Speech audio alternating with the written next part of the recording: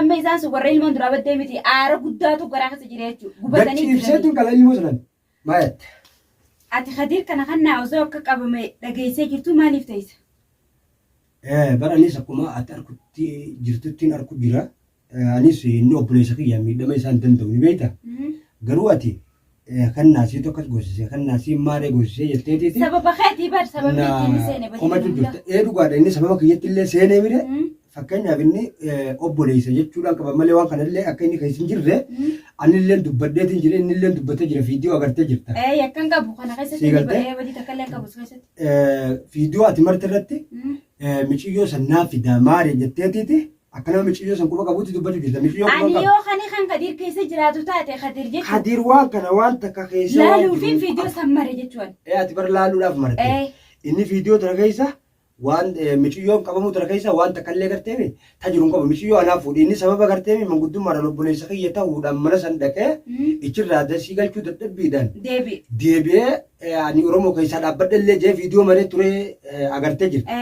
Akka yakka. Isii sanirra dhaabbatanii gartee obbolummaadhaan yookaan qaban taates lafti bal'oodhaa namuu wal harka anillee narraan tana ilmoo isaanii nabir jira. Sigalte Khadiir irraa tan nama guddaadha waan takkallee waan godhan hin qabanii yaaddee ati babbaareeddee fiidiyoo irratti gaafa ati kana goggodatte miidhaa fa'aa biraa miidhaa irra geessuu danda'a miidhaa biraa fa'aa irra fiduu danda'a irraan gahuu danda'an. Baranis ilmoo isaanii nabir jira. Ilmoo isaanii isaan amma isaan sun warra ilmoon duraa baddee miti aara guddaatu garaa keessa jira jechuudha. Gubatanii jiranii. Ibseetiin kala ilmoo sanan inni yoo waan takka ta'e. Laalama miidhaa guddaa isarraan kan ilmoo isaanii nurraa deebisiiti akka inni mana deebi'u godhe. Ilmoo isaanii ni deebisu. Deebisi ilmoo isaanii. Maaliif hin deebisu ni beekta? Sigalte Khadiir alaatottu akkaan itti baasu beeka. Ati immoo ol baatee gaafa ati wayii waattee maal jette kana isaa inni gurratti fakkaatti if guddisanii. If guddisanii laalammaa karaa tola haa barbaannu kan namni caqasi. Karaa tola haa barbaannu ilmoo isaanii nurraa deebisiiti. Ani ilmoon guddise ilmoo guddifne biyya tana keessatti. Ani ilmoo daa'ima xiqqishoodhaan harkaa qabu. Namni gabbahee dalagee ilmoo tanatti waan hin affaasaa irra jijjiiradhu kan affitu jiru Khadiir malee jechuudha. Ani ilmoon guddisaa mire akka inni wayii taati ilmoo isaanii tan nurraa galchiiti. Khadiir akka mana deebi'u godhe. Ilmoon akkaataatti galtu qabdi malee haala kanaan miti. Namni hundinuu dhiirummaa wal garsiifachuu jiran fakkeenyaaf har'aan tana Khadiir abbaa ilmoodhaa isaa ilmoo guddifata. Siigaltee abbaan ilmarraa itti gaafatamuu dhiisanii kun nama urmiin tiyyama 18 oliiti. Siigalee seera keessan jiru jechuudha. Har'aan tana yoonni waan hin fedhe balleessee ilmoon nama nabi jiraachuu miti. Nama jeese Khadiir itti gaafatamuu hin danda'u. Anumaa itti gaafatama malee. Obboleeyyanii walii waan kana keessa jirtaadhaan sababa keetii qaban kaafannaa. Bara obboleeyyanii. Obboleessi. Inuu tana lubbuun jirtu dhiisi. Duuti namaatu yoo dhufte Khadiir irraa itti gaafatamuu hin danda'u. Itti gaafatamuu ni danda'a waan duraan keessa seenee jiru waan. Mee maal irra keessa seenee inni? Wanni inni keessa seenee guddoo sanii keessa jira kan innillee ol bahee an dubbatee jiru jechuudha. Dubbatee ani keessa hin jiru waan kana keessa kunoo dadhabeetiin jira. Kan naaf hidhasi dadhabeetiin jira kan keessa achi bahee jiru har'a sababaa sanii qabame jechuudha. Bar sababaa sanii qabanii. Kana sinkaan. Ammoo inni narraa itti gaafatamuu ni danda'a silaati ka seeratti. Itti gaafatamuu hin danda'u waan kana keessatti silaasii itti gaafatamuu qabu. Anaa mire.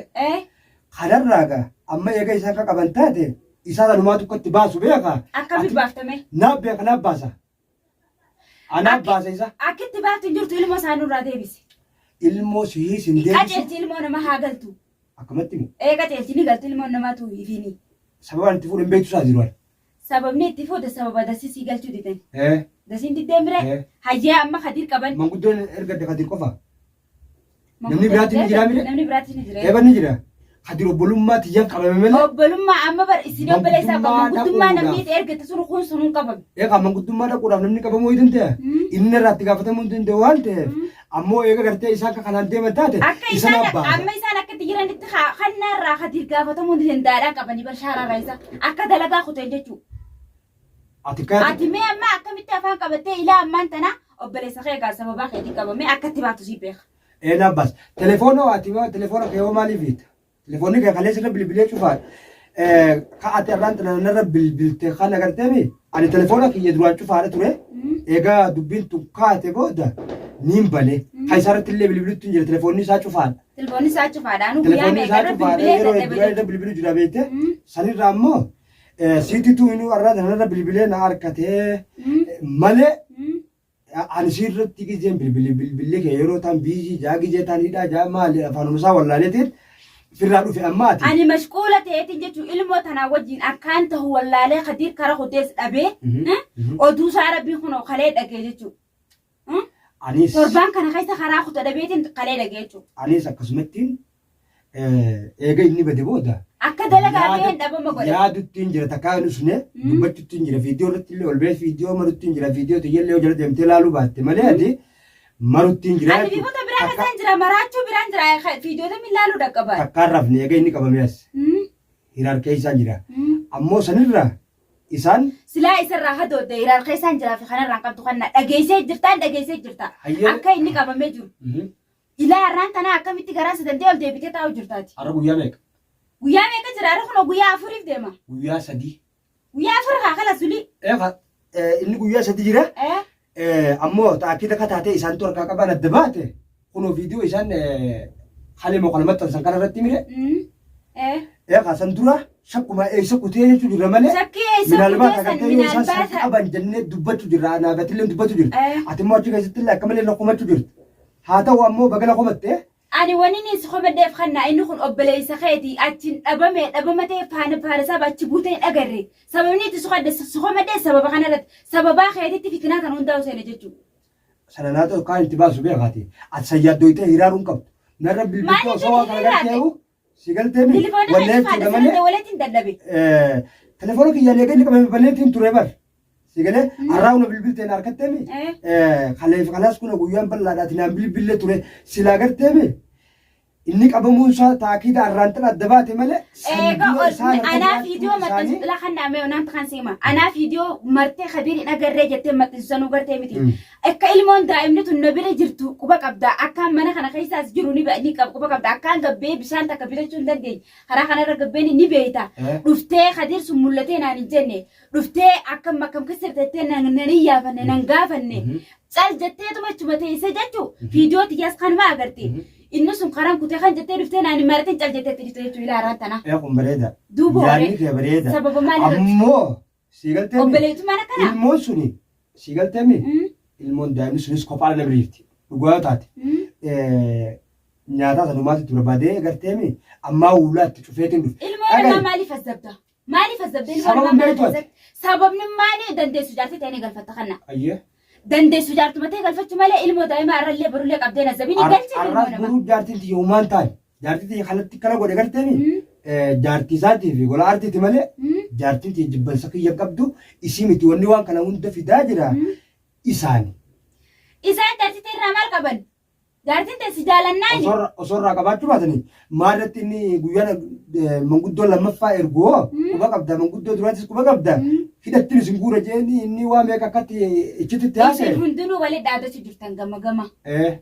Waliin dhaadannaan akkanaa duubaree ammaan tana waan biraa buufti malee waliin nama deessitee araara dhifitti. Kuni dhageeffadhu haala kanaan miti. Arraas boruu sanii miciyyoo san nilleen galchu Khadiir fedhan. Galchiif ilmoo namaa. Khadiir fedhan hajjeesanii ani. Hajjeesanii ilmoo isaanii na harka jira. Akkamitti ati hajjeesanii? Gacheebseetiin qalasii galee. Ilmoo isaaniitis wanni ajjeetu jirtu maati haala kanaan Khadiiruma ajjeesuu deemte malee yoo miidhaa biraa irra ganis anumaatitu kophaati yeroo akka malee kanna. Wallaahi wanta kan godhe. Ati wanta kan raajaa qabaachuu deemte. Wallaahi wanta kan godhe. Walaa mataa Khadiir irra raajaa qabaachuu deemte. Hin baaraginiin je wanta kan godhani. Akkamitti homaan gaadisa? Osoo waa. Bari isaan kun diinaa bar amma akkuma diinaatti ilaalamanii. Diinee. Diinaa mire. Qabanii arree abbaa ilmoo daa'ima tanaa gisee qabanii isaan itti guyyaa meeqaa zabanii dhabama godhanati xiqqishoo kallennaatu. Ninna. Duuba horee. Garuu. Waan fedhan irra gahuu danda'u. Waan isa kana bar waan fedhan irratti hojjechuu danda'an. Arraba ilmoo isaanii barbaadachuutti jiran isaanii. Ilmoo isaanii wanni barbaadannee warra Khadiir harka jira kaa fedhan gachiibsanii qalanii. Sanduuqas barbaadachuutti barbaadannee akkanaa miti. Osoo barbaaddattuu taate karaa nagaatiin Oromoon aadaa qabdi safuu qabdi. Nu gaafachuudha malee iji Khadiir qabuun furmaata tokkollee kan isaanii fidduu qabdu. Furmaata har'a ni fiddiif. Mee kan fiddiif? Isa har'a harabaatti haalee akkanatti rarraafnaan isa inni fedhu akka fedhu tasaa dhaba. Osoo ajjeesanii fakkeenyaaf isa san osoo Khadiir san ajjeesanii ilmoo isaanii galti akkasitti galfatanii nama ilmoo isaanii akkasii barbaadatanii. Isaan har'a akkasuma raajaa qabarree egaa ilmoo isaanii sichi baate har'a nuti tokkoffaa obboleessa kan aadaa harkaa qabna isuma kana ajjeefnaa irraa murtii qabarree isaanis.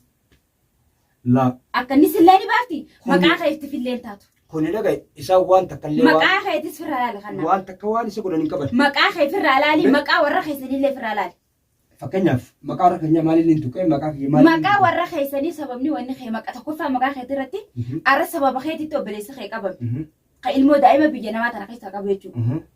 Arra yoo takka maatiin isaa isa duubaa waa takka taate mataa kiyyarraa qabe mataa ilmoo isaarraa qabe waa takka taate kasaaraan arra maqaa keetii waan hin taane si bu'u. Yoo arra ilmoo isaanii tun akka baatee si biratti waa taate maqaa keetiitu si xuraa. Firraa laali maqaa kee kana dura. Maqaa warra keessanillee eegi maqaa keetillee eegi. Garuu ati haala kanaan hiiji. Rooruma ofirraa dhorkuun dandeenyu kan numumaaf jenneeti salaanneeti moga jennee yaana malee. Wanni salaatuuf takka illee hin jirtu. Wanni salaatuuf takka illee hin jirtu ilmoo namaa deebisii. Roorroon xiqqoo ni qabdi. Roorroo isaan ittiin jiran ati agartu. Fakkeenyaaf barraan dara hadir qabuun kun roorroodha roorroo miti. Sababa ati ilmoo isaanii galchuu diddee bittiree. Bal inni fakkeenyaaf nama biraatanis nama biraati. Si galtame dandanna gaafachuudha malee isarraa dhimma maal qaban? Isarraa dhimma biraa takka illee qabanii sababa keetitti qabarree. Kannaa sanii wal quba qabdanii jecha jiruun. Kannaa seetitu qajeelchee. San isaan yoo akkas kajaan taates kun ilmoo isaanii barbaaddachuudhaa miti. Sananaatiitutu garteemi akkaan itti isa baasu beeka. Atummaan garteemi baaragaan ooliin. Akka itti baaftu leen hin jirtu mee kannaa. Anaaf baasaan. Waan furmaata qabaata akka baaftaa arra kunoo arra akka inni dalagaa bobbaheenii itti qabanii dhabama godhanii. Tokkoffaan duraa rakkinni kana. Abbaan ilmoo akka biyyan ittiin dhabama ta'e jechuudha. Bar dhiirti sila. Garteemi. Amma karaa dadaatiin manguddoo yaammadhu. Manguddoodhaan ilmoo isaanii takka deebisif takka ilmoo isaanii qajeelchi takka dirbaasu. Ilmoo isaanii. Kadir akka mana deebi'u godhu. Ilmoo sanniin ajjeesaa siin jedhu. Ilmoo namaa akkamitti ajjeeftasa? Isaanis kadir san qabatanii yoo furmaata taate. Achi kadir ajjeesanii akkasii ilmoo isaanii ajjeefta? Akkasi. Akkamitti akkas? Isaan tukkas barbaadu jiraa mire. Isaan illee ati haajaat bara imma kadir lubbuu kadirirraa isa haajaan qabdu. Isaan illee akka jiran nanniin beekaatu.